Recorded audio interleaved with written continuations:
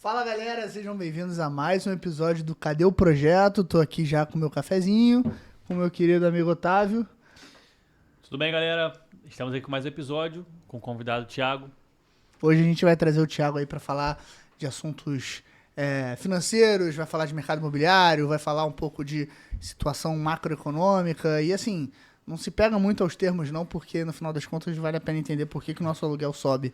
E aí, Thiago, seja bem-vindo, cara. Obrigado, pessoal. Obrigado pelo convite. E assim, eu vim aqui desmistificar um pouquinho o economês, né? Eu sou economista de formação, já tenho trabalho no mercado financeiro desde a minha formação, desde a faculdade. Então, assim, logicamente, minha área principal é o ambiente de investimentos, né? Mas na economia a gente vê um pouquinho sobre tudo, né? Então, assim, a gente tenta se aprofundar sobre vários setores. O setor imobiliário de construção civil é um deles que está bastante em voga, né, no momento. Mexe com dinheiro e mercado imobiliário movimenta muito dinheiro, né? Interesse das pessoas, né? Então, como eu trabalho diretamente com investimentos, né, grande parte dos meus clientes e das pessoas que eu escuto por aí sempre tem aquele discurso de, cara, Thiago, eu quero comprar um imóvel, ou eu já comprei um imóvel, foi um bom investimento, como é que foi, né? Aqui no Brasil a gente tem essa tradição, né, do mercado imobiliário, ele é muito próspero e ele acaba sendo muito aquecido pelos hábitos das pessoas, né? Acho que é até algo até intuitivo, né? E entrando já um pouquinho em cenário econômico. Vai fundo. Eu acho que todo mundo tá vendo que o juros está alto, né? Assim, quem não acompanha muito, assim, hoje o nosso juros está um patamar de 15%, né? Então, assim, imagina, eu quero comprar um imóvel e eu vou pagar pelo menos 15%. Obviamente a gente sabe que você vai pagar provavelmente mais, mas eu vou pagar pelo menos 15% na compra desse imóvel. Eu vou comprar ele, sendo que há um tempo atrás eu pagaria 10, 9, 8.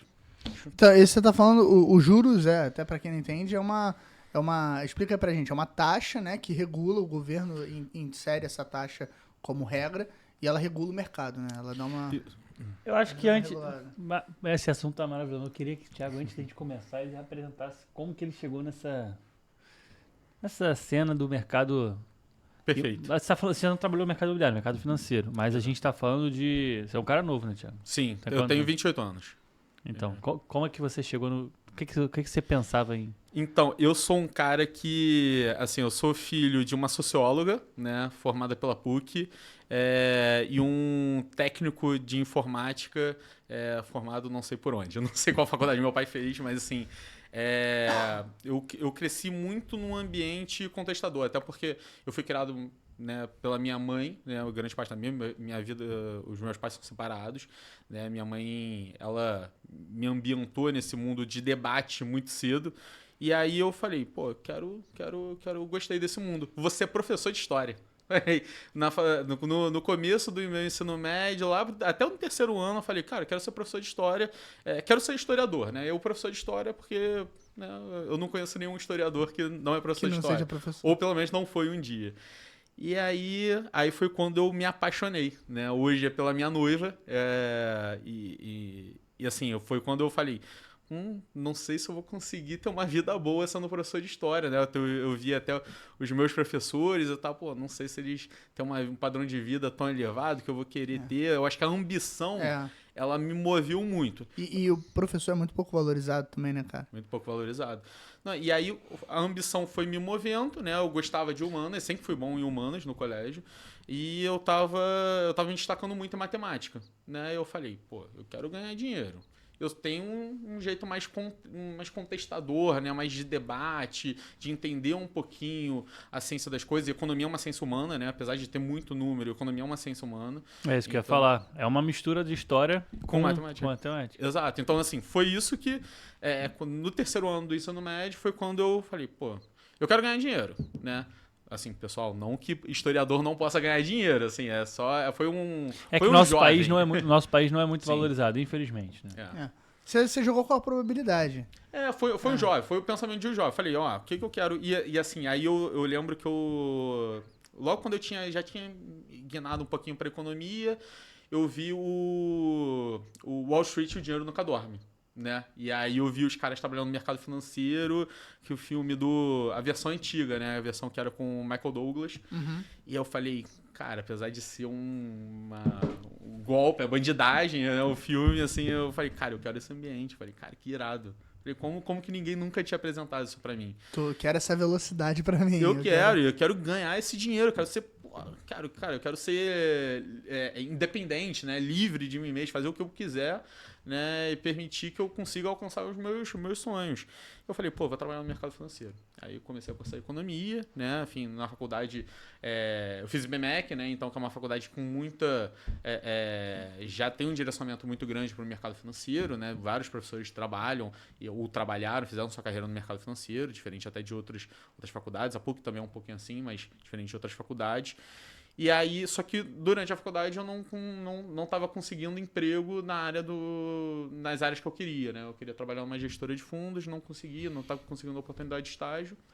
Aí foi quando um amigo meu, né, que trabalhava, né, com assessoria de investimentos, ele falou, Thiago, cara, eu tirei uma certificação e no dia seguinte já estavam gente me ligando, me oferecendo emprego. Eu falei, então vou fazer isso?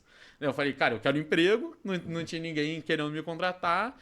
E eu falei, cara, eu vou tirar essa certificação e vou ver se eu consigo. Aí foi quando eu comecei a minha carreira. Então, assim, eu comecei e hoje meu trajeto, né, no mercado financeiro é diretamente com o cliente pessoa física, né? Também tem o cliente PJ, né, mas é diretamente com o público. Então, assim, isso me dá também, como economista, eu acho que uma leitura do que as pessoas pensam, né? Principalmente o público que eu acho que é muito interessado, né, no tema do programa, né? Que é o mercado imobiliário, né? Eu tenho muitos clientes mais velhos, né, que, cara, eles construíram um patrimônio deles comprando e vendendo imóveis. Como é que eu, com 28 anos, vou chegar e falar, e assim, porque tem vários coaches hoje em dia, né, na internet que falam que, não compre imóveis, né? Mora de aluguel, mora de aluguel, dinheiro. exato. Assim, pode ser que, dependendo do caso, você até tem uma vantagem, né? Assim, eu acho que tem que fazer cálculo, né? Assim, não existe uma resposta absoluta para isso. Assim, é o que eu falo para o meu cliente, né? Assim, como é que eu vou chegar para ele com 28 anos, falando com um cara de 60, 70 anos, que o que ele fez a vida toda, que proporcionou ele ser milionário, não dá certo ou não é a melhor forma de ganhar dinheiro.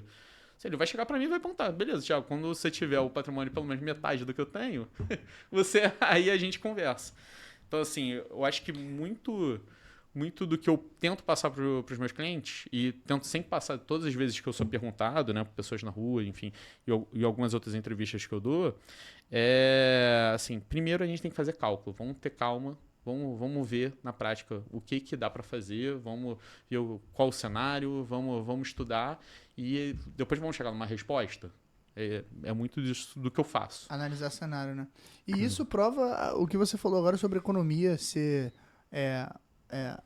uma ciência humana com matemática, que mesmo que valha mais a pena você deixar seu dinheiro aplicado na Selic, nada paga, às vezes, o conforto de você ter um imóvel, ou de você ter um terreno, ou de você, que a gente vai falar aqui também, de você diversificar, né, seus investimentos, porque às vezes o que precisa valer a pena não é só o número, né, é a tranquilidade também. Acho que quem mira numa vida de principalmente no mercado financeiro, quem mira numa vida de fortuna, no sentido de patrimônio grande, mira numa vida de tranquilidade, segurança, previsibilidade que guia a nossa profissão, né? Todo mundo quer saber se a obra vai entregar no prazo, todo mundo quer saber quanto que vai gastar na obra, e guia também o mercado financeiro, né? Sim. E o mercado, por exemplo, o mercado imobiliário é um que você consegue gerar patrimônio criando dívida, né? É uma conta maravilhosa. Exato. Isso até é uma estratégia, né, que eu vejo bastante e hoje está muito na moda, né? Porque o nosso juros está alto, né? Que a gente chama de alavancagem patrimonial, alavancagem imobiliária. Existem vários nomes. É uma forma de você alavancar o seu patrimônio, né? Você está tomando um crédito, né? E como a nossa taxa de investimentos, que é o nosso juros, ele está alto, então você vai conseguir provavelmente uma boa aplicação financeira com uma boa taxa, com juros possivelmente mais barato, né? E aí cada um vai ver dentro do seu banco, dentro das opções que tem no banco. Existe consórcio, existe financiamento imobiliário, existe outras operações de crédito, enfim. Cada um vai ver aquilo que melhor atende, né? Enfim, no seu ambiente bancário. E ver se de fato sua conta está batendo. pô, eu tô pegando um empréstimo. Esse empréstimo, ou ele tá numa taxa mais baixa do que o investimento, ou quando eu tô amortizando essa dívida, que é provavelmente o cenário que vai acontecer, quando eu estou amortizando essa dívida, o custo total da dívida é inferior à rentabilidade do dinheiro que eu estou investindo. Ou seja, eu estou no final daquele montante, daquele período, eu estou com meu imóvel, estou com um montante que eu investi, mais uma rentabilidade. Assim, vamos supor num prazo de 5 anos. Cara, eu estou com um imóvel, que é o meu sonho, meu projeto, às vezes minha segurança, e eu ainda estou com um montante que eu ia investir nele. E ainda mais uma rentabilidade. E se você ainda comprar para investimentos, tem a valorização do imóvel, o rendimento da locação, exato, que às vezes ultrapassa até o valor da dívida. Então, essa conta que a galera tem que fazer. Exato. Né? Exato. E assim, às vezes, dependendo do caso, você pode botar o imóvel, você compra o imóvel, você bota ele para aluguel, e esse aluguel já paga, né, o custo do seu crédito. Né? Então, assim, isso vai depender de muito caso. Né? Hoje em dia está muito na moda as pessoas botarem os imóveis em Airbnb. Né? Eu acho que até isso está sendo até positivo, né, para vocês, né? Porque, logicamente, eu acho que a demanda, né, por imóveis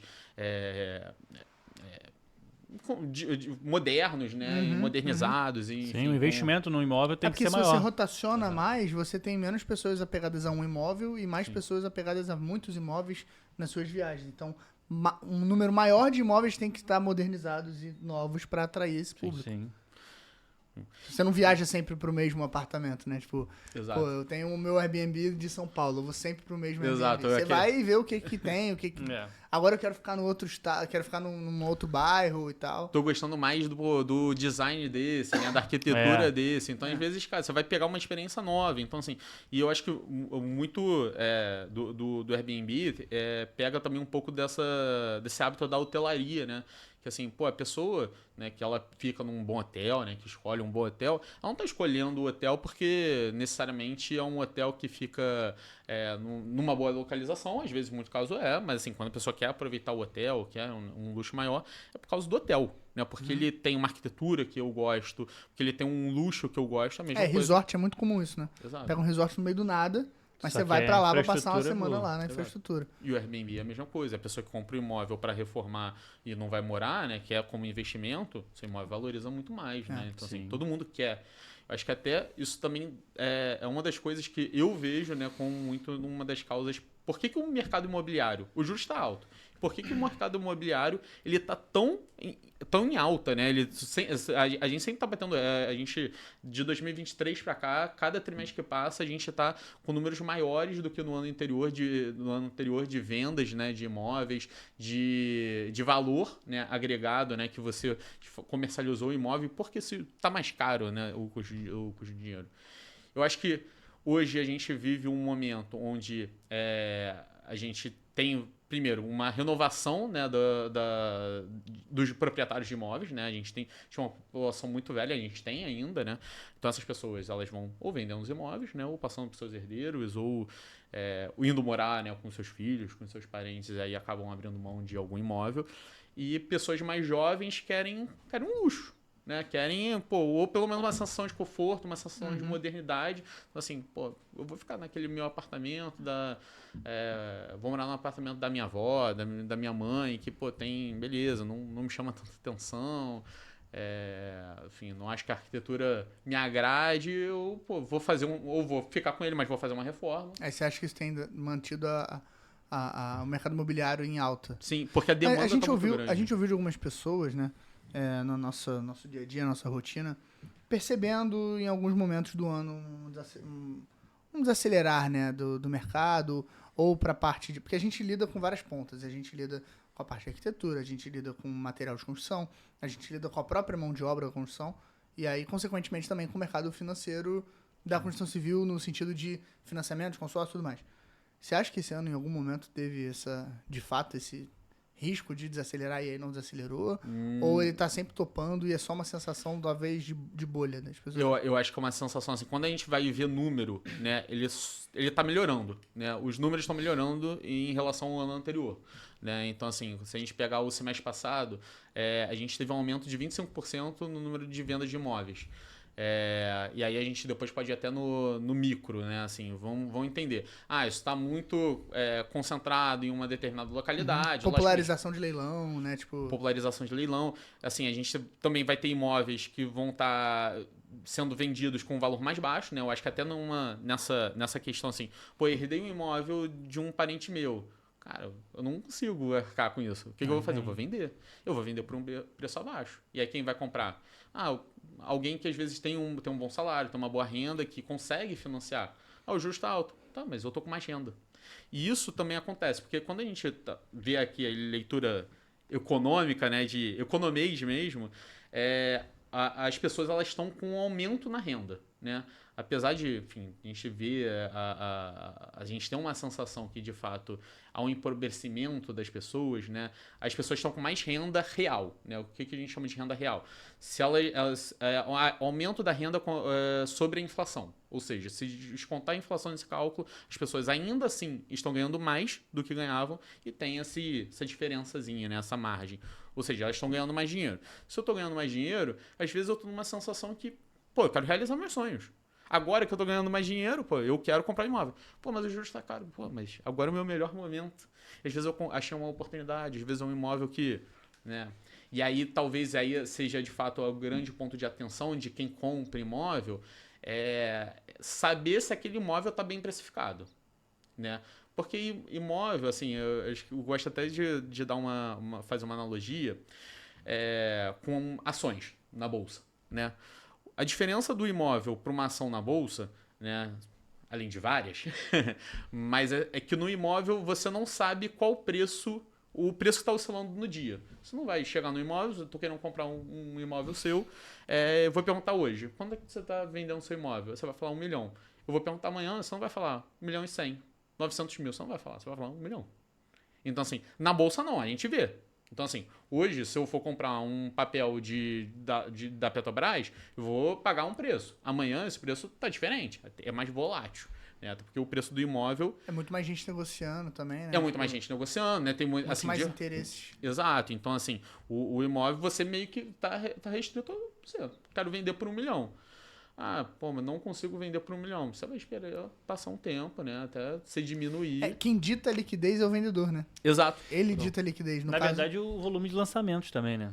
Você, por exemplo, a gente estava com um cliente ontem lá na sala que ele comprou um imóvel há 2 anos atrás, acho que 3, e o valor que está anunciado do imóvel lançado agora é 50% maior do que o valor que ele pagou. Isso em 3 anos. Se você pegar a Selic desse período, está dando quase o dobro, né? Sim. Então, é um outro tipo de investimento também, porque esses imóveis eles são barateados na construção para serem, para movimentarem aquela incorporação. E assim que ele é lançado, ele já vem mais valorizado. Então, é um outro tipo de investimento imobiliário também. Nesse caso, quando a gente aumenta o volume de lançamentos, a gente tem mais ofertas e aí você diminui essa rentabilidade. E o que a gente está vivendo é isso hoje.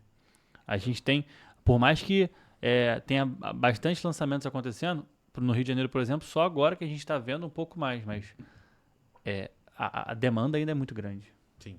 Entendeu? Assim, eu acho que o principal fator que, de fato, por que o mercado imobiliário está aquecido é a demanda. Assim, que é até algo, quando a gente estuda no livro, né, na aula de economia, pô, juros altos não tem muito porquê. E risco fiscal, né? O Brasil é um país naturalmente arriscado, né? A gente tem questões políticas, questões geopolíticas, né, do exterior, né, então que afetam o Brasil, então gera uma instabilidade. Mas o brasileiro ele quer comprar imóvel, até talvez por isso, né, porque ele tem uma confiança que, cara, o meu imóvel ninguém vai tirar de mim. O Banco Central aumentando os juros para desacelerar sem entender nada, com as vendas batendo recorde. Né? Exato. Cara, tem alguma coisa errada aí. Cada vez mais, assim, é incrível, assim, eu acho que esse case é algo bem, de fato, eu acho que é muito um estudo.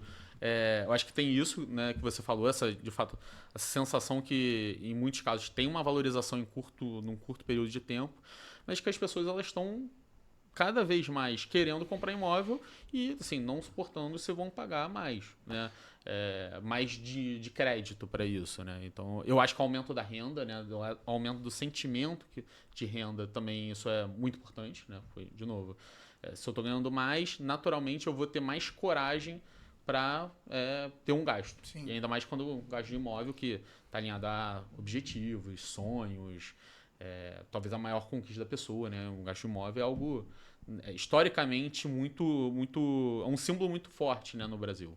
Sabe o que eu acho curioso? Porque é sensação, e obviamente pode ser uma questão de bolha, porque eu tô tirando de uma experiência pessoal, mas me parece que hoje as pessoas, pelo menos na nossa faixa etária, né, ali em torno de 30 anos, tem muito menos.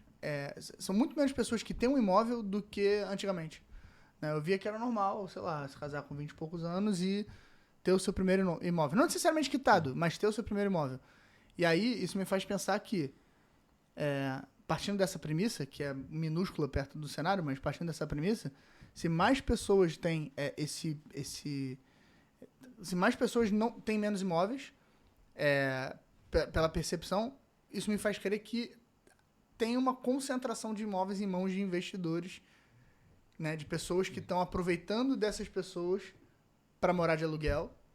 Não aproveitando no sentido nocivo da palavra, mas assim, tá rolando uma demanda grande, talvez não pela maioria das pessoas, uma demanda concentrada. Porque, cara, gera um acúmulo de capital, né? Você tem no sentido de você tem um imóvel, você gera renda com ele, você ganha dinheiro com isso. Imóvel no Brasil é rentável, desde sempre. Mercado imobiliário no Brasil é rentável. Você compra outro imóvel e aí você continua crescendo. Você compra outro imóvel, você continua crescendo. Eu tenho a sensação de que está indo mais para esse lado e mais pessoas da nossa idade, ou um pouco mais novas, morando de aluguel, do que como era antigamente. Que eram muitas pessoas com menos imóveis comprando ali, pagando sua casa, seu teto, seu primeiro teto. Eu acredito numa situação também que acontece concomitantemente com o aumento dos valores dos imóveis, que é a mudança de prioridade dessas gerações atuais. Por exemplo, tem gente que prefere gastar 40 mil reais numa viagem do que dar entrada num imóvel. Coisa que antigamente nossos pais e avós não faziam. Sim. Ninguém ficava viajando o mundo, indo para Tailândia, para o Japão, para os Estados Unidos. As pessoas pegavam... Mas de onde está vindo então essa demanda tão grande? Mas existe isso, existe uma concentração de quem tem mais... capital. Quem antes tinha... às vezes, né, e aí de fato a gente tem que ver nesse detalhe, provavelmente o que deve estar acontecendo, assim, pessoas que já têm um patrimônio consolidado, elas estão comprando para botar de aluguel, né? Então, assim, eu chego com meus 70 anos e tenho alguns milhões.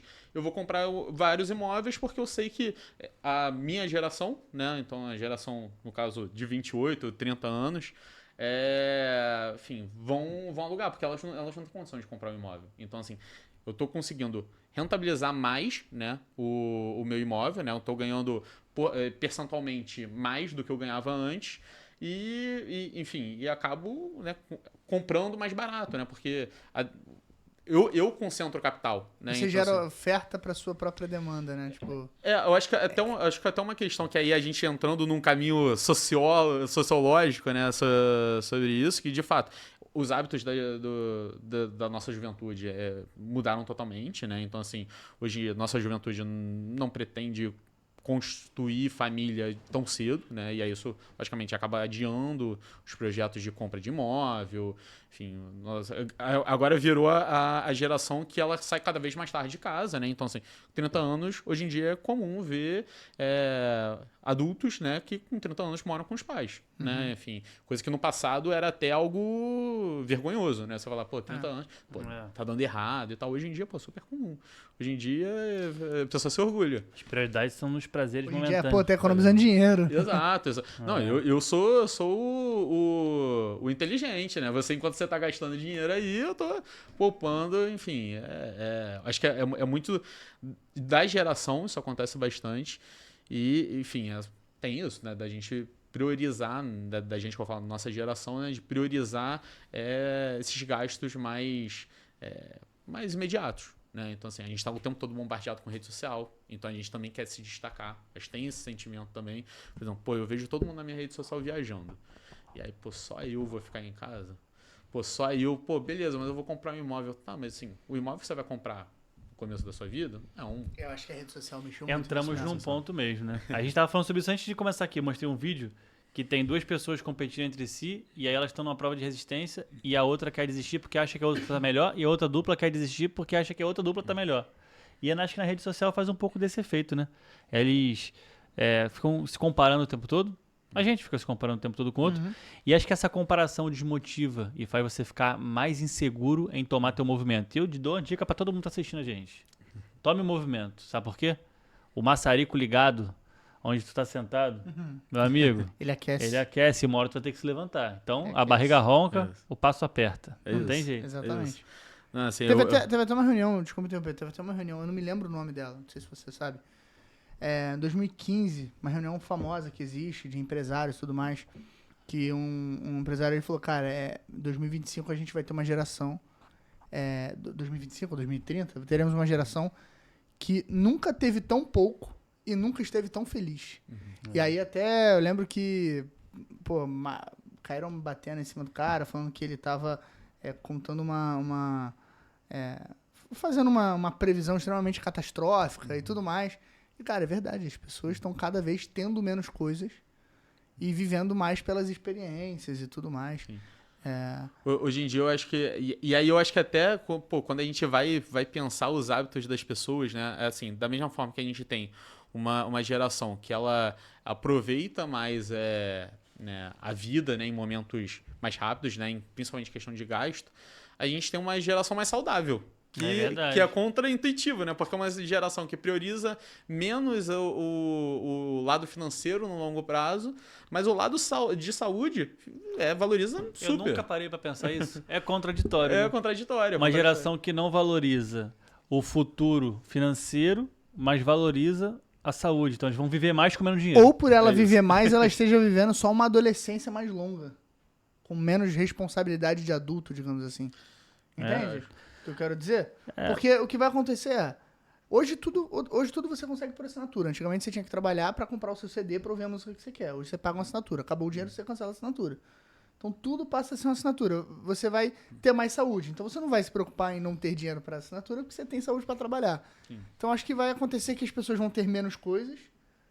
Vai acabar concentrando que quem tem para fornecer para essas pessoas que vão consumir e ficar rodando muito mais nômades do que seriam antigamente, por exemplo.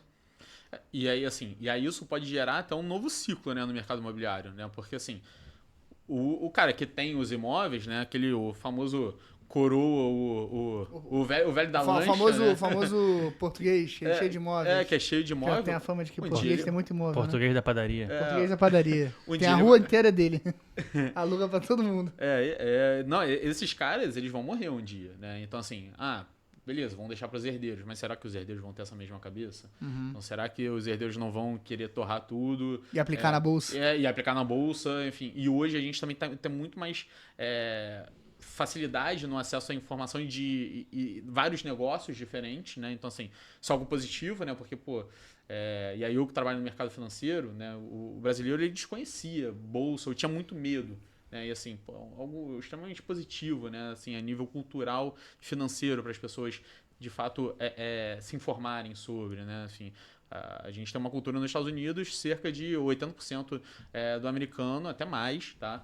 Ele investe na bolsa. Então, assim, uma cultura que prioriza muito o sucesso das empresas, porque quando eu estou comprando uma parte da empresa, eu estou investindo nela, eu tô financiando dela, né? E eu estou financiando ela. Então, assim, eu estou gerando uma capacidade dela continuar crescendo, se desenvolvendo, gerando mais negócios e gerando mais inovação, que só leva a sociedade para um patamar melhor, né? Então, a gente tem, empresas de IA, né? Tem NVIDIA, né? Tem as empresas de tecnologia que, enfim, tem fazendo uma revolução no mercado, né? Acho que IA todo mundo usa hoje em dia. E quem não usa tá errado, tá? Quem não usa tem que usar no trabalho. Não tem essa de não tem certo ou errado. Não tá usando IA, tu tá errado. Tu tá errado. Assim. Eu também acho. Tá acho que até, assim, eu não tô no dia a dia da obra, né? Mas eu acho que até o pedreiro tem que usar, cara. Tem que ter algum jeito, né? Logicamente. É uma brincadeira, mas assim... todo mundo tem que usar. Porque, cara, a capacidade de escala, né, que isso gera pra você é muito grande. Mas é o novo Google. É o novo Google. Eu lembro que em 2015, 2016, quando eu comecei a estagiar, tinha muita gente da minha equipe que não sabia escrever. Aí eu vi uma vez um colaborador, ele pegava no Google, apertava no microfone e falava pesquisar foto de não sei o quê. Aí pesquisava. Ou seja, o ChatGPT é o novo Google, independente da... Inclusive, eu vi hoje que a Alphabet está meio preocupada aí, com razão, Total. Por Eu não causa da- pesquiso mais nada no Google. É. Eu pesquiso no ChatGPT. Quando eu acho que tá errado... aí Caraca, é muito rápido que muda. Rápido, eu tava vendo sobre as Magnificent Seven, Aham. né? Tipo, as 7 Sim. grandes e tal. E de um cara fazendo uma análise e, enfim, a gente sai um pouco do assunto, mas só pra falar que essas empresas, elas estão acumulando também um crescimento muito grande. E tem um link legal com o assunto que a gente tá falando, que as 10 maiores empresas da Bolsa Americana, né, do S&P 500, elas acumulam 70% do capital. E aí você vai me corrigir se eu estiver errado, mas acho que é mais ou menos isso. Eu também não precisa lembrar o Exato. número. Mas do mais PIB ou menos. mundial. Não. 70% do valor de mercado das empresas do S&P 500 tá nas 10 maiores empresas. Sim. Porque, cara, se você juntar só Apple, Microsoft, Google, Tesla, Meta, Nvidia, acabou. Tesla foi. Tesla é uma das sete maiores. E além do valor de mercado, assim, quando a gente vê a valorização, principalmente da Bolsa Americana, ela é puxada muito por essas empresas de tecnologia. Absurdo. Então, assim, são empresas que é gigantes, né? E estão muito alavancadas, né, Thiago? Tipo, Assim... pô, a Tesla tá com PL de 200. Eu acho que assim, eu acho que essa questão de múltiplos, né? Que aí a gente fala, pô, a empresa tá cara, tá barata. Assim, historicamente elas são tidas como caras, né? Hoje, por exemplo, a gente tem no Brasil empresas, grande parte do mercado de bolsa, né, no Brasil é tido hoje está como barato, né? Grande parte, lógico, vai variar de acordo com cada empresa. E nos Estados Unidos o contrário. Só que eu acho que tem coisas novas, né, pra gente considerar nessa equação. Primeiro, a inteligência artificial no mercado americano. Que, cara, é revolução. Pra mim é assim, e eu não trabalho com isso, não sou mega entendido. Pra mim é a nova internet. Assim, vai mudar tudo, já vem mudando. Todas as formas de você aumentar a produtividade, de relacionamento de trabalho, de escala de pessoas, né? Assim, eu acho que ela não veio para substituir profissionais, né? Ela veio para potencializá-los, né? Então, assim, por exemplo, o meu trabalho, eu fico tranquilo, apesar de todo trabalho vai acabar com inteligência artificial, que nem um tempo atrás ia acabar por outra invenção, né? E a gente só vai mudando, né? A gente só vai melhorando, só vai se modificando. Mas assim, e aí no Brasil o contrário acontece, né? A gente acha que as empresas estão baratas, né? Enfim, até tem no economês, né? De novo, voltando para o livrinho de economia, a gente tem juros altos, e assim, praticamente certo, né, que a gente vai começar a cortar juros já em janeiro de 2026, em tese o resultado contábil das empresas vai melhorar. Então, em tese, a bolsa vai valorizar mais ainda, né? Então a gente vai ter a bolsa crescendo. Mas a gente também tem um risco fiscal grande no Brasil, enfim.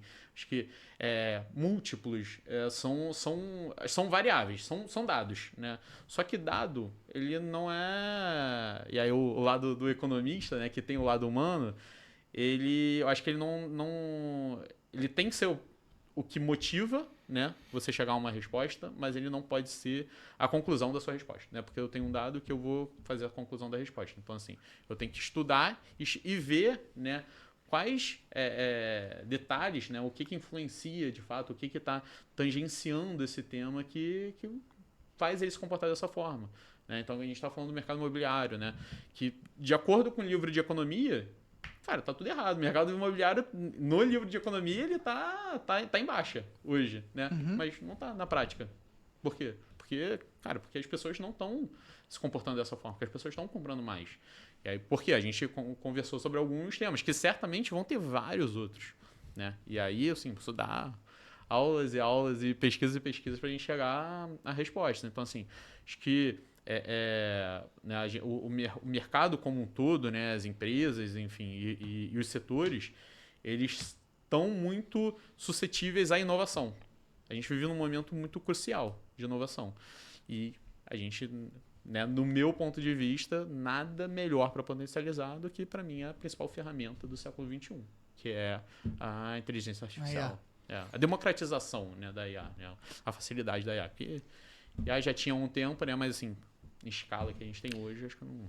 O bacana da IA é que ela democratiza a informação literalmente, porque antigamente, por mais que o Google fosse uma ferramenta de fornecimento de conteúdo, porque ele te indicava alguns sites, A IA, ela facilita essa busca já, né? Porque ela entra dentro dos conteúdos por você. Então, acho que isso democratiza principalmente a população que tem uma dificuldade maior de interpretação, às vezes, leitura. Eu vi uma reportagem agora que 30% dos adultos alfabetizados não conseguem ler e interpretar textos. São analfabetos funcionais.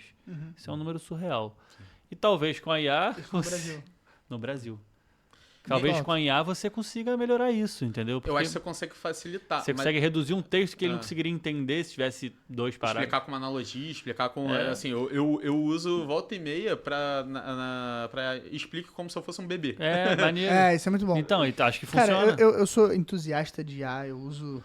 Acho que eu usei incontáveis plataformas, uso pelo menos umas 5 hoje, atualmente eu uso umas 5. Mas sem querer parecer conspiracionista, eu tenho uma preocupação muito grande. O termo de 2 anos atrás, 1 ano atrás, que é o brain rot, né, o apodrecimento do cérebro, veio das redes sociais, que foi uma revolução muito menor a nível de impacto de sociedade, na minha visão, de produção, do que a IA. Foi, assim, uma mudança no comportamento, mas já tinha telefone, você falava com os outros, né, tinha carta, a comunicação já acontecia de alguma forma. Só acelerou esse processo. A IA escreve um novo livro. Daqui a uns anos, o que pode ser esse brain rot, entendeu? Tipo, eu fico um pouco preocupado da gente ir para um cenário meio Black Mirror de emburrecimento. Da sociedade, Acho entendeu? que aumenta a preguiça. Toda facilidade gera... Tipo, eu acho que ainda pode criar, assim, pensando lá no final da linha, sendo bem trágico, mas pode criar ainda mais separação entre quem aproveita as boas oportunidades e quem fica para sempre dependente do produto de quem aproveita essas oportunidades, entendeu? É muito doido isso, né? Você não tem noção do que vai acontecer, viu? Esse que ele falou, somado ao que eu falei, daqui a um tempo a gente pode ter menos pessoas ignorantes que aprenderam com a inteligência artificial ou mais pessoas... Ou ir para um caminho completamente oposto. Eu vi um artigo, eu não lembro de quem, mas eu acho que é fácil achar na internet, no Google, ou pesquisando na IA.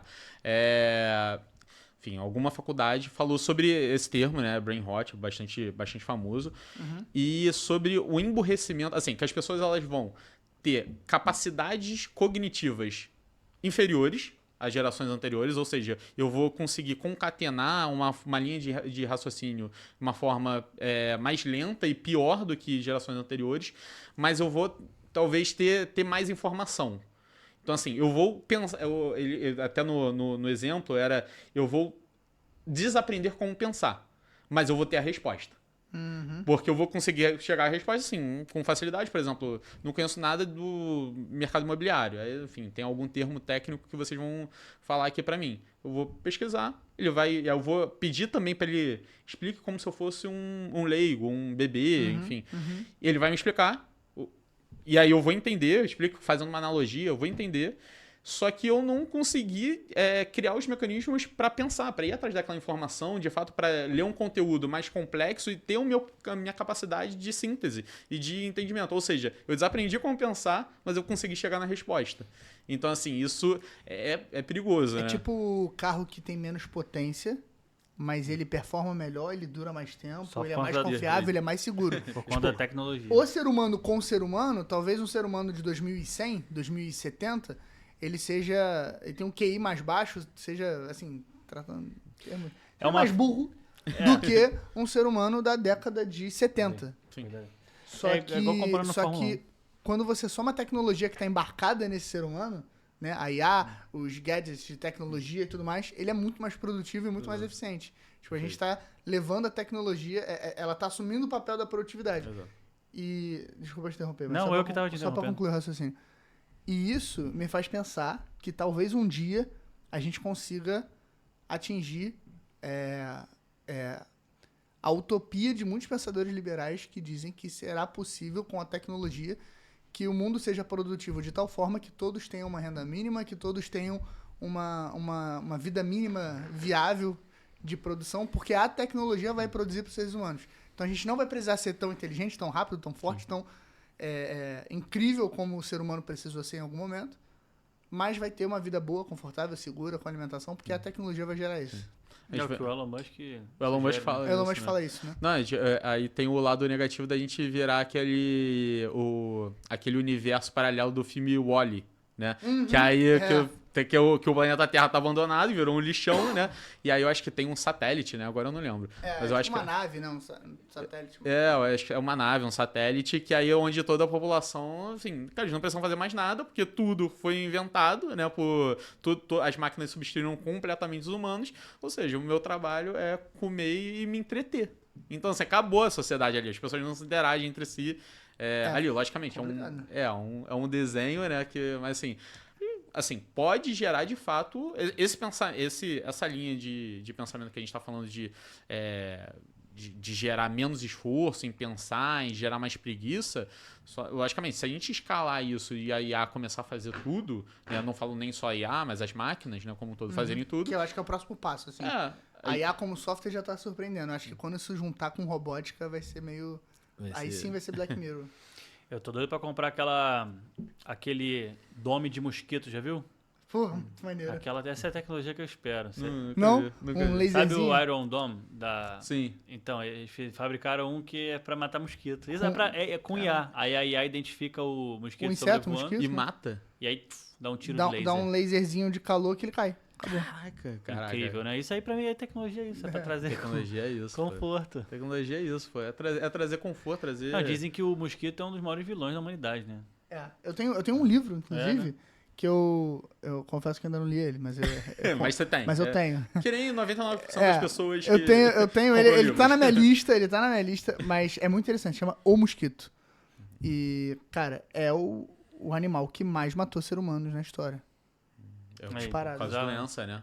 Disparado, mas assim, na escala de centenas de vezes mais do que o segundo Na verdade, colocado. acho que o mosquito e o comunismo. Tem que pensar qual que é pior, né?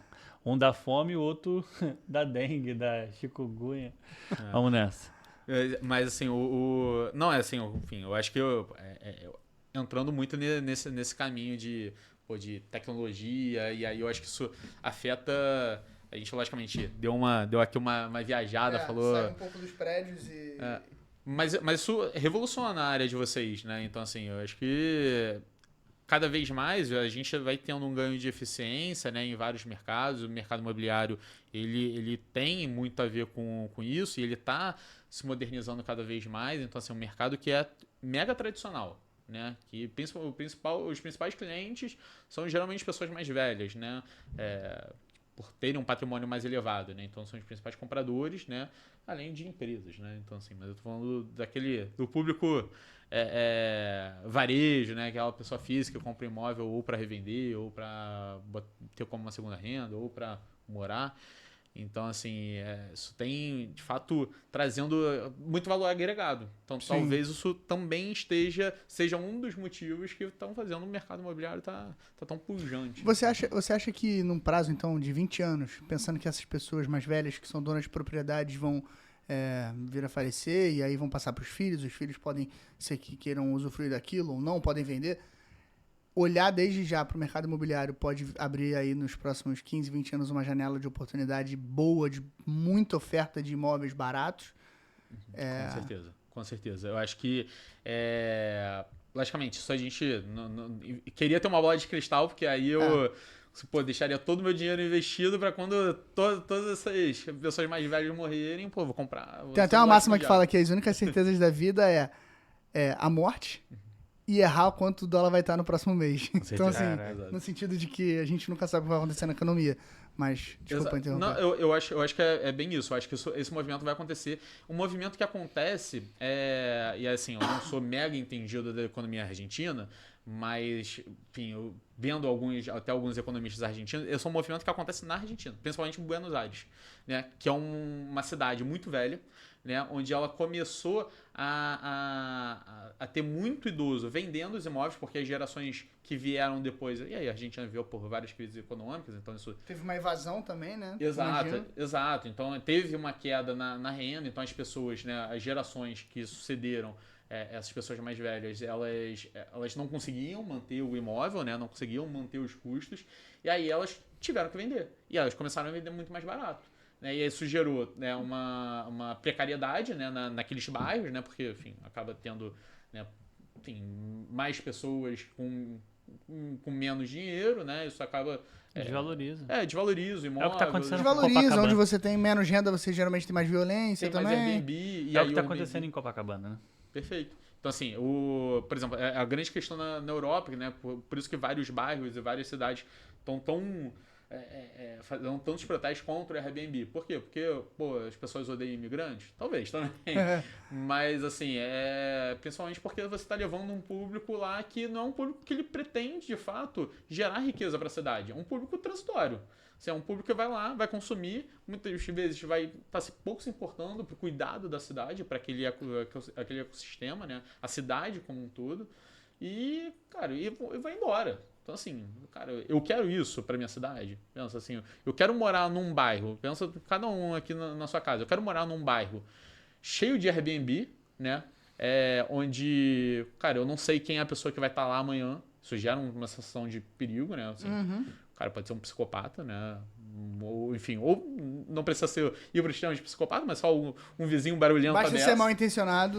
Um vizinho barulhento, alguém desagradável, alguém que, cara, tem maus hábitos, ou alguém que, eu conheço. Né, conheço a família, conheço assim. Às vezes é um quê mais conservador, mas remetendo à nossa segurança, a gente fica mais tranquilo com isso. Né? Eu quero morar num prédio, num bairro onde eu conheço a minha vizinhança, eu sei quem são eles, assim, se muda muito, eu fico mais inseguro. Né?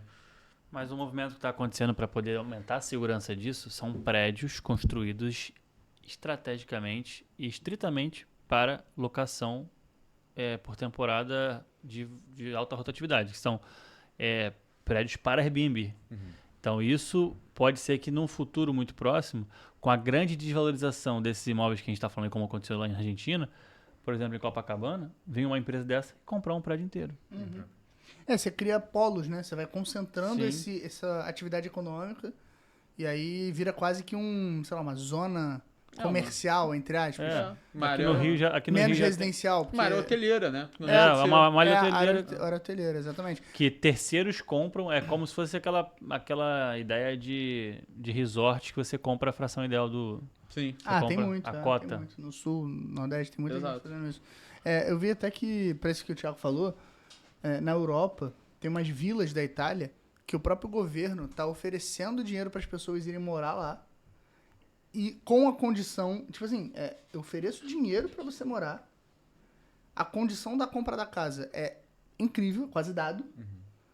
Desde que você fique tanto tempo na cidade, morando, trabalhando, produzindo e fazendo bem para aquele ecossistema. Teve um vídeo de uma brasileira que foi para Itália e ela falou, cara, eu comprei uma casa do século XX, numa vila da Itália, uma vila de, sei lá, acho que 3 mil habitantes, minúsculo. Mas eu tenho que trabalhar aqui, então ela tá investindo numa vendinha para poder trabalhar lá e tal.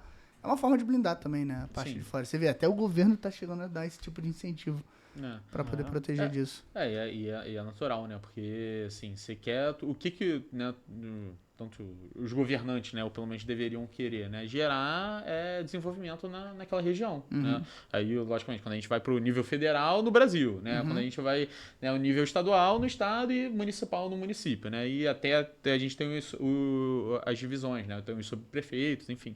Então, assim, a gente quer gerar desenvolvimento naquela região. Cara, para gerar desenvolvimento naquela região, eu tenho que ter alguém que tenha uma ligação com aquilo. E o imóvel é muito importante. Porque eu vou gerar um desenvolvimento na minha região se eu tenho um imóvel naquela região. Isso querendo morar ou não. Porque, cara, se eu tenho um imóvel numa região que acaba, por alguma questão, né, social, ela acaba desvalorizando, cara, eu tô perdendo dinheiro. Sim. Eu comprei por X, né? Provavelmente eu vou vender ou por X, né? Que aí eu já tô perdendo dinheiro, né? Que tem inflação nisso. Ou por menos que X. Então, assim, eu tenho que ter essa preocupação. Então, assim, é uma forma também das cidades conseguirem se organizar e proteger a própria cidade. Então, assim, gerando o movimento de mais pessoas comprando imóveis, isso gera também uma questão de segurança na cidade como um todo, né? Mais envolvimento, as pessoas geralmente tentam atrair, né, mais negócios, né, para regiões onde moram bastante pessoas. Isso é um trabalho, né, de revitalização da região central do Rio de Janeiro, né? Então, assim, o desafio é você... Sim, de novo, não sou profissional da área, então assim, eu acho que certamente vão ter detalhes. Mas a ideia deles era gerar bastante negócio, né, bastante atrair empresas, né, como um dia já teve, para as pessoas terem um motivo para morar perto, né, que é uma região perigosa, né, e, enfim, e você vir também com um caminhão de segurança, né, mais iluminação, né, para gerar um mínimo de estabilidade, né, para quem mora lá. Uhum.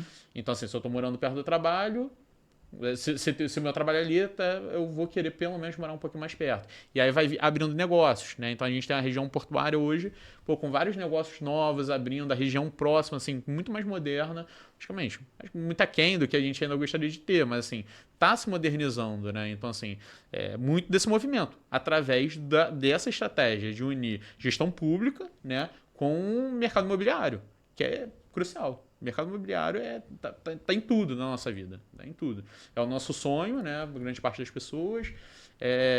Às vezes é minha única chance, né, de ter um patrimônio, né? Enfim, para quem não constituiu um patrimônio durante grande parte da vida, então às vezes vai herdar um patrimônio de algum parente. Então, assim, a chance da aposentadoria da pessoa e ela é um mecanismo da cidade de perpetuar essa segurança, né? O crescimento da própria cidade. Então, assim, isso é muito importante. Maneiro. E... Incorporei minha mãe aqui, fui pra sociologia, foi muito humano. Não, então, vou voltar pra parte mais... Na verdade, isso é urbanístico. Urbanístico. Vou voltar pra parte mais de número. Eu gosto do urbanismo. Tava montando um assunto bacana. Tá. Meu projeto final foi isso. É que eu queria perguntar sobre consórcio, cara. Eu ia falar sobre isso também. Mas aí a gente entrou num assunto bacana, mas vamos entrar O em assunto consórcio. é bom também, a gente fala de consórcio depois. Não, é porque o urbanismo é algo, principalmente na nossa cidade, né? A gente tá na cidade mais antiga, uma das mais antigas do país. Então, assim, você falar de urbanismo, você falar em mercado imobiliário, puro e simplesmente. Porque se for da região portuária. A região portuária é um cluster urbano. Esse é um termo técnico. Por que eu sei disso? Porque eu estudei bastante disso. Eu fiz um projeto final só baseado numa cidade, num bairro sustentável.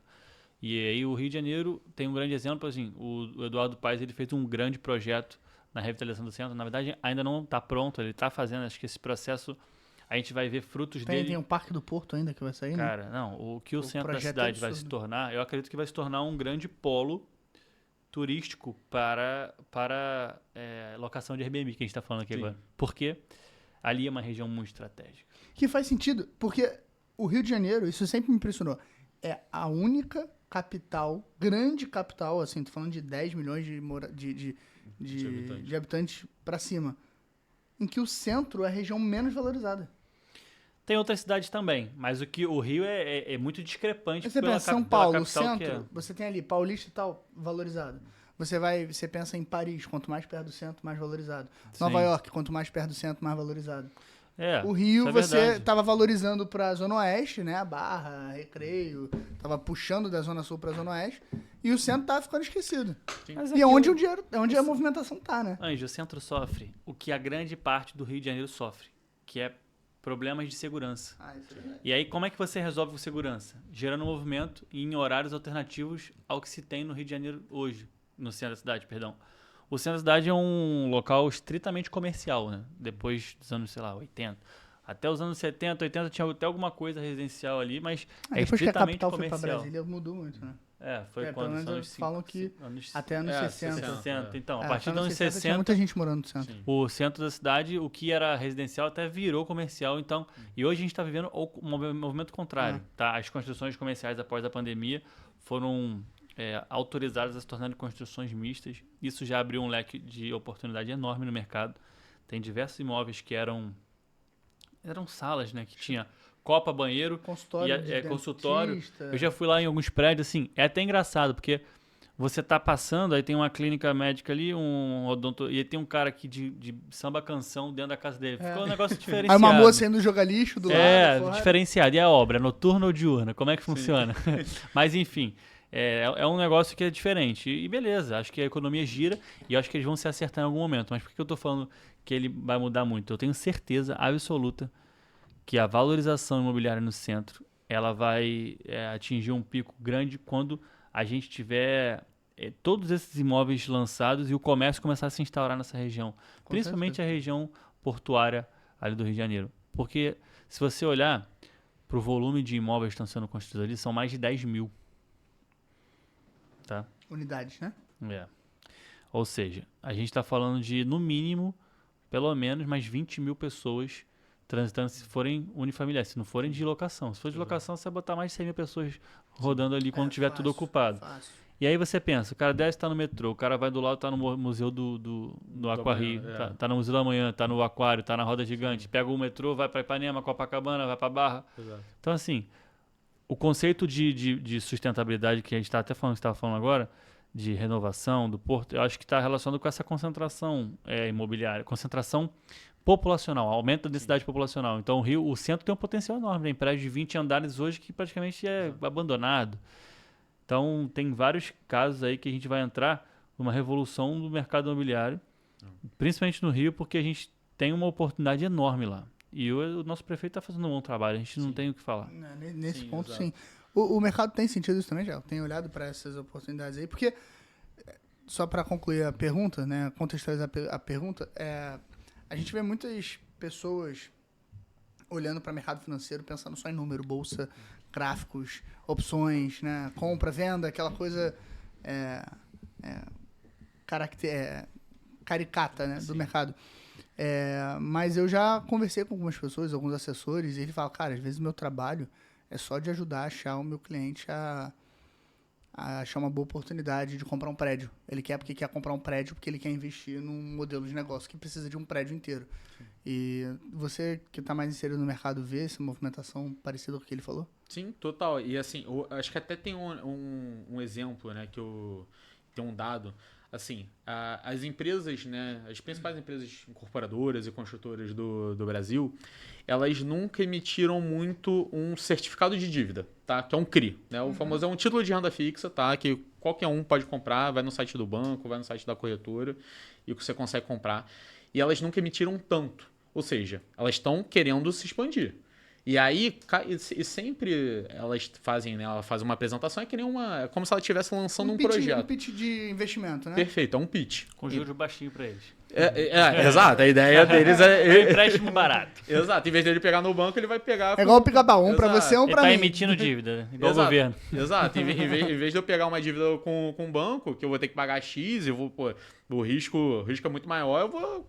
Você tá querendo investir? Você tá querendo uma boa renda fixa? Ó, Fazer um CRI da Wagner, lançar um empreendimento. Vamos, barato. hein? Barato. Jurinho barato. Acho que vale a pena, pô. Pago 2,5 ao ano. Juros Estados Até Unidos? demorou pra reagir. Falou, Juros, ué, pera aí, tá falando em em juros mesmo. juros? Porcentagem. 2,5 ao 2,5. ano. Acho que a única Vale a pena, questão, pô. A única questão é que ninguém vai comprar, né? Então, assim, aí, você Não tinha mão de convencimento. Desconto especial para cliente. Tá vendo? Aí já começa a melhorar. Mas assim, e aí essas empresas elas nunca emitiram tanto certificado de dívida, né? Ou seja, elas estão expandindo. E, cara, quando a gente abre até o material publicitário dessas ofertas, assim, várias, né? E aí, logicamente, são empresas nacionais, então elas estão espalhadas no Brasil inteiro, mas certamente isso é um movimento que também acontece aqui quando a gente vai para o Rio de Janeiro, de expandir em prédios residenciais. Hoje em dia, né, como o mercado imobiliário está crescendo bastante essa demanda por empreendimentos residenciais, né, elas estão expandindo, né, então seus empreendimentos, e aí da forma que o Otávio falou, enfim, tem inúmeras estratégias, né, que para uma incorporadora, uma construtora consegue fazer. E aí, enfim, o que vai restar a gente, né, que quer comprar um imóvel é a gente entender, cara, vou comprar um imóvel? Pô, por que eu vou comprar um imóvel? Não tenho dinheiro. Aí eu não tenho dinheiro. Aí eu vou fazer um gancho com a parte do consórcio. Cara, eu não tenho dinheiro. Cara, você tem a possibilidade de financiar, né? Que aí é o jeito mais, acho que mais tradicional. Mais né? conhecido também. Mais né? conhecido, né? Então você vai chegar no banco e vai falar, quero financiar.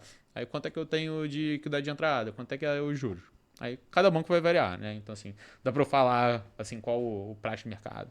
Acho que vai estar de 11% a 12%, né? Assim, 10 a 12%, né? Vou dar isso. E aí vai ter que ver no banco, né? Vai depender do nível de crédito que a pessoa tem. Outra coisa outros modelos de crédito, né? Como eu tinha falado, existem vários modelos, né? Cada banco também tem o seu. E o consórcio, né? Que está muito na moda. Porque o consórcio você não paga crédito, né? O consórcio você não está pagando juros. O consórcio você está pagando uma taxa de administração, né? Qual a grande dor do consórcio? Que se eu não der lance, né? E aí eu não sou o mega especialista em lances de consórcio, tem gente que só trabalha com isso, você vai ter que esperar um tempo maior, né? Você vai ter que ter a paciência de, beleza, vou esperar um tempo. Mas também que é uma... Ou ter a sorte de ser aquela cota única sorteada. Exato. Imagina, paguei um mês, 2 meses, né? E fui sorteado. Aí você também gastou toda a sua sorte da vida. Poderia ter na Mega Sena, teria sido muito melhor. Mega Sena. Então, assim, vamos ver se vale a pena. Mas, assim, isso também pode virar um planejamento de longo prazo. Porque, cara... e ainda mais a gente entendendo que o mercado imobiliário ele vai ficar melhor daqui a um tempo, né? Então, assim, porque, né, as pessoas mais velhas elas vão morrendo e, em tese, vai passando para gerações futuras que não vão conseguir sustentar esses imóveis, né? Então, em tese, os imóveis vão ficar mais baratos. A gente tem os juros caindo, né? Então, isso também pode dar uma aquecida no mercado imobiliário. Por que eu não faço um consórcio hoje, né? Às vezes, se eu não conseguir dar um lance, né? Porque eu não tenho essa pressa, para comprar um imóvel no futuro, daqui a 5 anos, né? Eu falo, você pode ser contemplado em 2 meses, um mês. Mas assim... mas também pode, se for contemplado e não quiser comprar porque o juros está alto, também pode deixar lá rendendo, né? Exato, pode deixar lá rendendo, pode vender essa carta. Pode vender, assim, Tem diversas formas de você rentabilizar isso. E aí você pode, de fato, executar o imóvel e, cara, fazer um imóvel com uma segunda renda.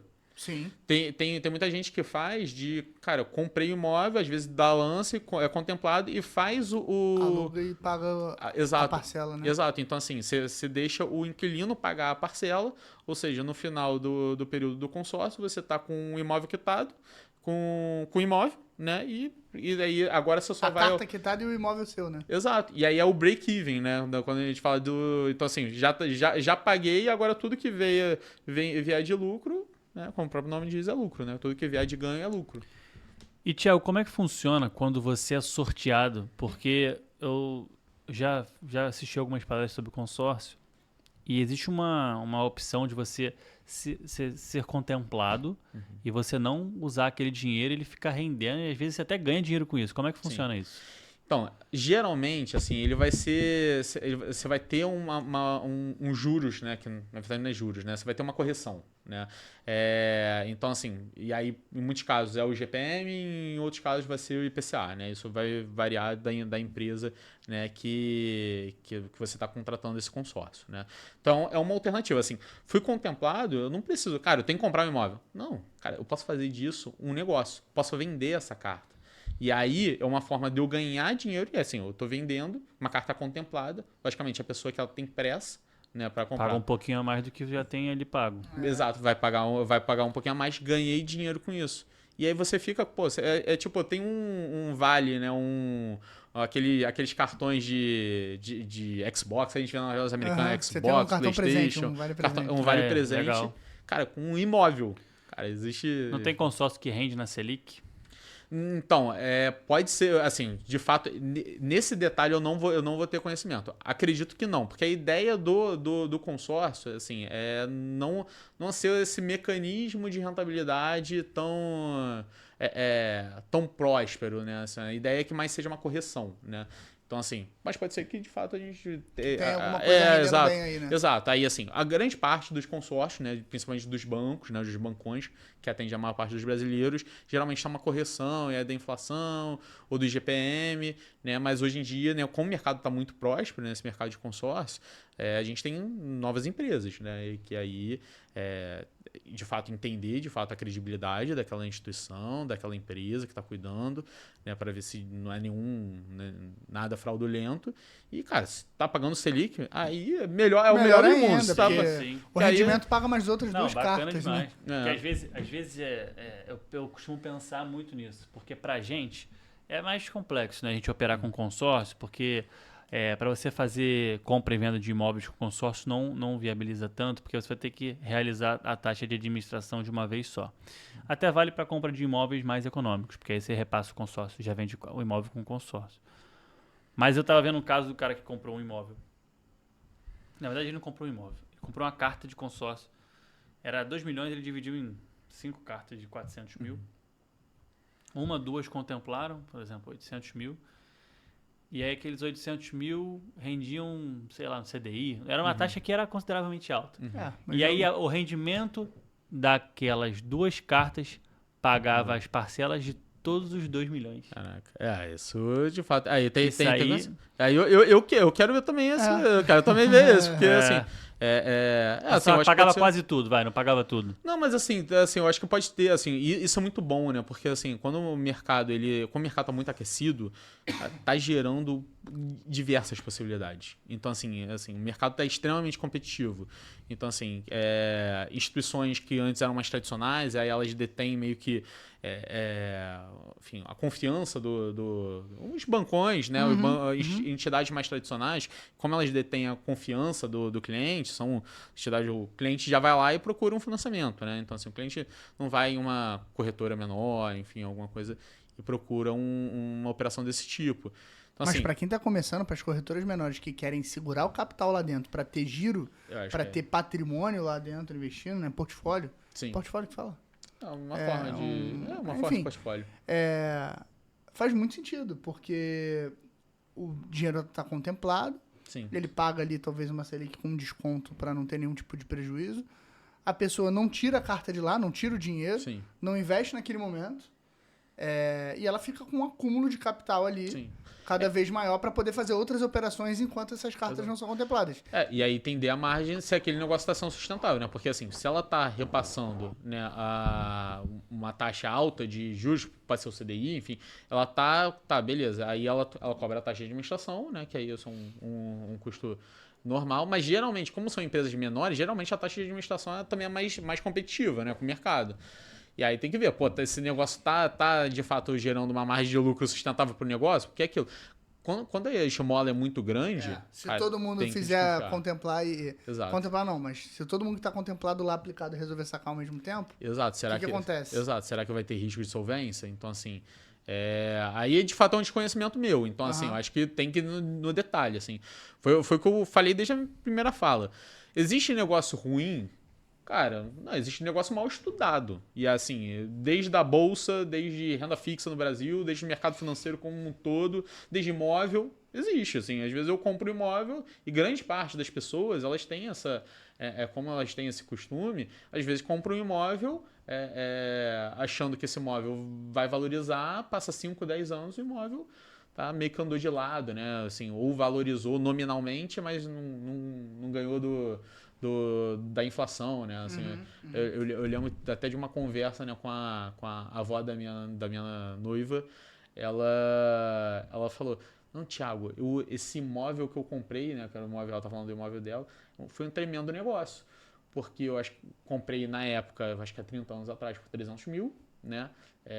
Acho que pagou um financiamento, então deve ter dado uns 600 mil no total de custo. E hoje em dia eu consigo vender por 1,5 milhão.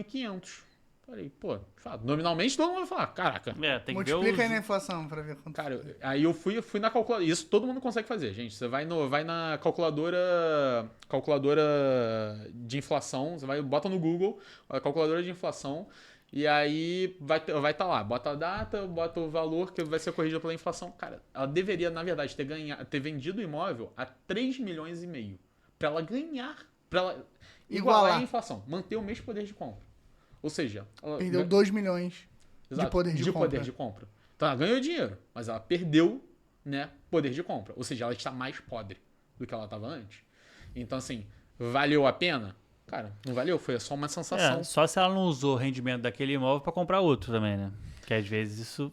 No caso, como ela morou, né? E aí foi um imóvel, era próprio dela. Mas se você, de fato, fizer disso de um negócio, aí é exponencial. Exato, exponencial. Porque aí você bota para alugar, né, bota para render esse recurso. E aí o dinheiro do aluguel, às vezes, você pode fazer uma alavancagem imobiliária.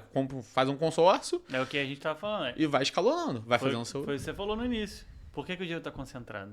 O dinheiro está concentrado porque tem gente que pega e gasta e tem gente que pega e reinveste. É que Em nem breve negócio. todas as obras vão estar na mão da VAG. A VAG reinveste. E pra isso, assim, assim, para você ter um imóvel competitivo para valer a pena vender, né, assim, pô, para você ganhar um bom rendimento, cara, você tem que modernizar o seu imóvel, você Não, tem que... e Ainda hoje, tem esse ainda assim investimento? é difícil. Você tem que estudar bem, porque dependendo da região, por mais que você faça uma boa reforma, o tempo que demora a reforma, o risco envolvido, cara, com a Selic é 15, com a taxa de juros é 15, então às vezes não. Às vezes não vale a pena. Dependendo da região, não valoriza. Não vale, entendeu? Ange, essa Selic é 15, você começa a fazer conta de tudo como um todo? Não, E aí você começa a ver que eu tô falando números de pô. rendimento, assim, absoluto, sei lá, de Mas janeiro é a doido. outubro fazer uma obra e de janeiro a outubro deixar aplicado. Não, Se isso você é muito não doido. fizer uma boa reforma, pode ser que não vale a pena. E falando em Selic, a gente não entrou num assunto muito importante aqui, que é, pô, investimento imobiliário é bom, investimento em consórcio, pô, é um negócio que pode ser bom ou pode ser uma furada, depende do que você quer fazer. Agora, a gente teve um caso bem interessante nos anos é mole, parece muito tempo.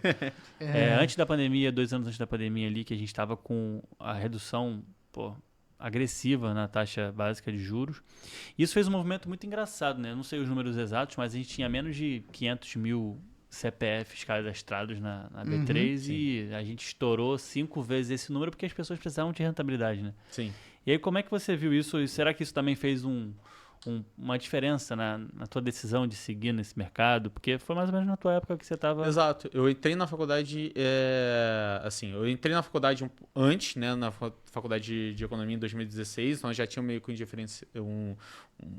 um caminho, né, um direcionamento, mas eu entrei no mercado, o mercado ficou muito aquecido, né, porque, cara, juros a 2, né, assim, e aí o meu trabalho, que é pensar em investimento, e aí eu falo que, cara, aqui no Brasil eu tenho um competidor muito, muito grande, que é o CDI, que é a Selic.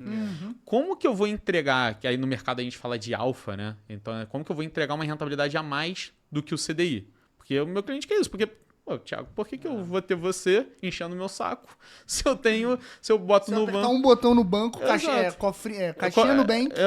Exato. O CDB de qualquer banco vai pagar pelo menos 100% do CDI e eu consigo resgatar a qualquer momento, cara. Por que eu vou fazer isso? Né? Então, assim, é uma dor de cabeça e assim, eu não falo nem só de mim, mas todo o mercado financeiro, todo mundo que trabalha com essa parte de estratégia de investimentos, é uma dor muito grande.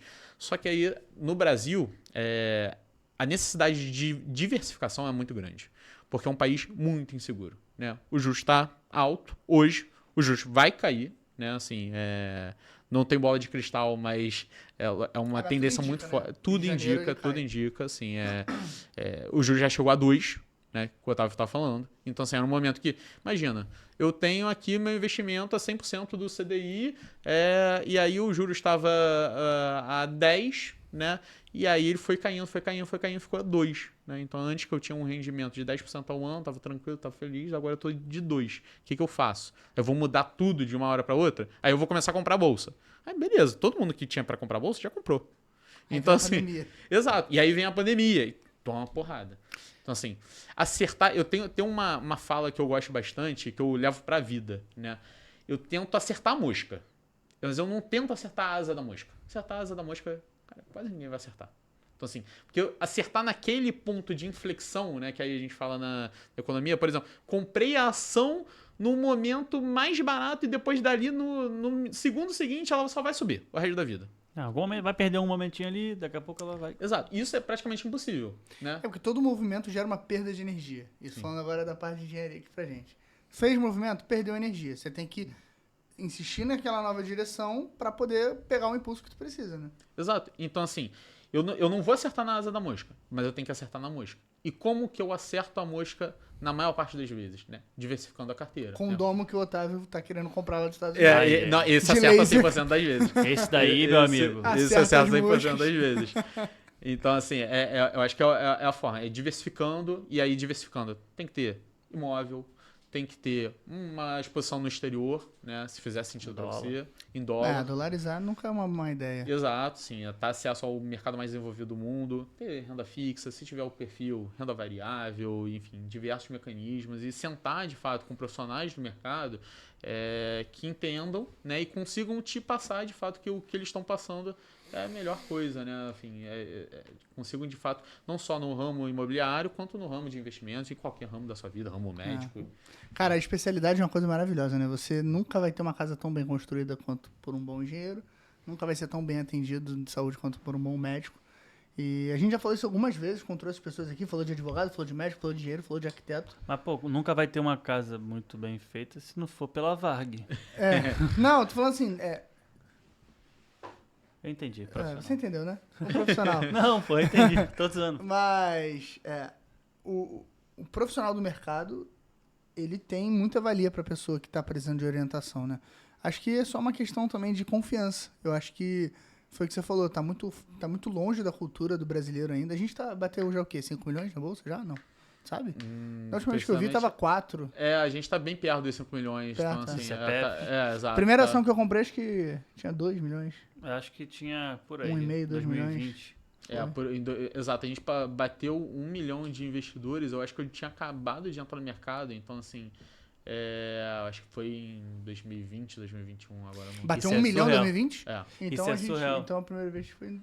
Sabe, Milhão. isso é um absurdo. É 5 milhões. 5 Estados milhões. Unidos tem mais de 200 milhões. Exato, porque 80%, mais de 80% do mercado mais de- americano 80% e do dos mercado investidores. deles é 2.000, Mas por que isso? Porque a taxa de juros lá sempre Exato. foi muito baixa. Exato. Aqui no Brasil a gente vai ter, enfim, 4%, 5%. Assim, é um mercado muito a ser desenvolvido aqui no Brasil. Pô, muito maneiro, cara. E eu acho que o que a gente fica de lição, assim, é que a segurança, aquilo que a gente falou no início, né? A segurança, a previsibilidade, o nosso mercado, o segmento que a gente trabalha, o mercado de construção civil, que impacta diversas profissões, desde a mão de obra que trabalha direto na construção, até os arquitetos, os corretores, o mercado financeiro tem uma grande parcela. Existe algum número, assim? Não precisa me dar certeza, mas proporção, metade do quanto o mercado imobiliário impacta no financeiro no Brasil.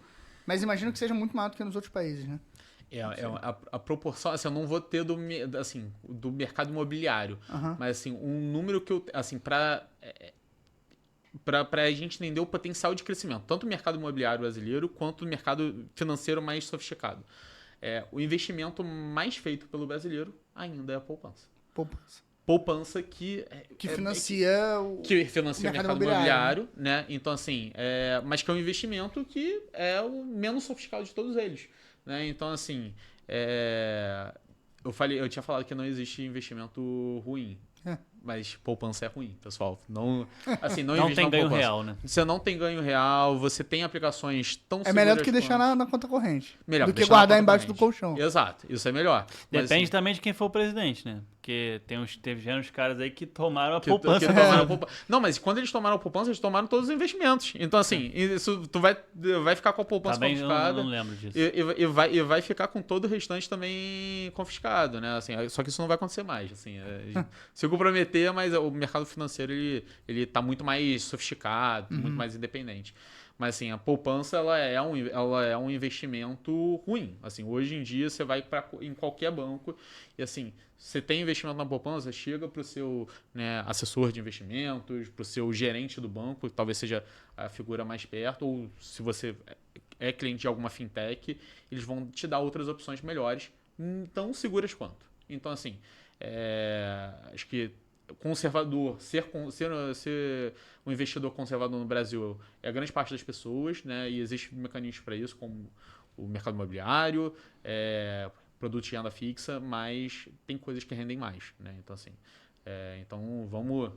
a gente consegue gerar mais negócio, mais rentabilidade para chegar nos nossos objetivos. Então, assim, investir é para isso, né? Para a gente não levar para o caixão, né? Ou a gente deixa para os nossos herdeiros, né? Que também é um projeto de vida, ou, né, a gente aproveita em vida também, que aí é o melhor dos mundos. Investir é para a gente garantir uma velhice mais confortável, ter mais independência. Se você não é do mercado financeiro, provavelmente você não vai enriquecer investindo, mas você vai poder construir um patrimônio que vai te dar segurança, paz, aquilo que a gente falou lá do início. Tem como enriquecer investindo também. Tem. Mas é mais fácil enriquecer fazendo aquilo que você faz, né? Eu acho que é. Sim, Eu acho que é. sim. Eu acho que é mais fácil você enriquecer sendo... Acho Se que você faz é parte médico, de um se você é todo. médico, sendo um bom médico, do que aplicando o dinheiro que você ganha como Não, médico sem na, dúvida. Tem uma no frase CDB. que eu falo pra todo mundo. E aí, eu acho que é a frase que eu mais falo pro motorista do Mágica da Uber. mosca. Mágica da mosca. É que investir não necessariamente vai te deixar rico e milionário. Mas não investir vai te deixar pobre. Vai te deixar pobre. Pô, É. excelente. Aí sim encerramos bem. aqui, Excelente, né? não tem mais o que falar. Dito isso, se você gostou da brincadeira. Cara, obrigado, Thiago. Foi um ótimo papo aí. Eu que Maneiro a agradeço. gente trazer esse conhecimento pro pessoal aí de como o mercado imobiliário ele tem possibilidades. A gente explorou aqui a pontinha do iceberg. Tem vários outros assuntos, fundos imobiliários que a gente acabou não entrando, que é muito maneiro. A gente deixa para um próximo papo. Isso. E obrigado aí, cara, pela tua presença. Obrigado a vocês, assim, adorei participar e, assim, quando vocês chamarem a próxima vez, pô, vou chegar mais cedo. Cara, o projeto da Varg tá explodindo, o projeto Cadê o Projeto? Cadê o Projeto? Mas, cara, muito maneiro e sucesso pra vocês. Valeu, Boa. Thiago. Obrigado pela presença aí. Vamos marcar o próximo, que esse assunto que a gente falou aqui tem pauta para 5 episódios. Facilmente. Fácil. Total. Facilmente. Fechado. É isso. Show. Valeu, E se Thiagão. você gostou desse episódio, não deixa de clicar aqui em gostei, manda pra galera que tá precisando comprar uns imóveis aí, investir em consórcio. Thiago, solta ali pra galera tuas redes sociais, suas credenciais, Pessoal, eu sou Como o pessoal te economista, né? Como eu falei, vocês conseguem me achar na rede social, assim, principalmente no Instagram, tá? É @Thiago, sem H, .a.veloso com 2 L's. Consegue me achar no LinkedIn também, enfim. Mas eu acho que o Instagram é a melhor ferramenta. Então lá eu vou ter todo o conteúdo que eu faço. Tem coisa ligada à inteligência artificial, tem entrevistas que eu já participei, tem planilhas e ferramentas de investimento, enfim. Fica à vontade, pode mandar mensagem que eu sou super, super solícito. show de bola. É isso, galera. Muito obrigado. E esse foi o Cadê o Projeto? E a gente não pode deixar de falar aqui que a obra é séria, não é? A obra é séria, mas o papo é leve. Valeu. Valeu, galera.